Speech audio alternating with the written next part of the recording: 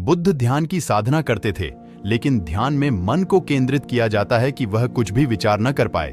तो बुद्ध को ज्ञान कैसे प्राप्त हुआ ध्यान करते करते? प्रिय मित्र, इस प्रश्न का यथाउचित उत्तर जानने के लिए कुछ बातें समझना आवश्यक है। ध्यान साधना का भाग है तो ध्यान की साधना नहीं होती है।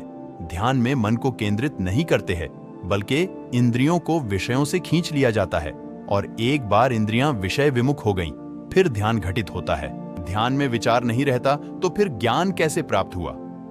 विचार करने से नहीं, बल्कि विचारों के उस पार जाने से ज्ञान मिलता है, अनुभव मिलता है।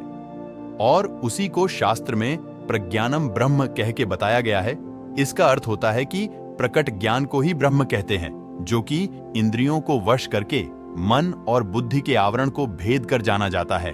और जिन लोगों को आज तक ज्ञान प्राप्त हुआ, उनको शब्दों में नहीं हुआ है मित्र, ना हो चलचित्र रूप ज्ञान हुआ है जैसा कि विचार में होता है, बल्कि वह एक अनुभव के रूप में तुम्हारे अंदर उतरता है और फिर लोग इनको यथाउचित शब्दों में ढालकर बताते हैं। तो ध्यान से ज्ञान की ओर इस तरह जाया जाता है।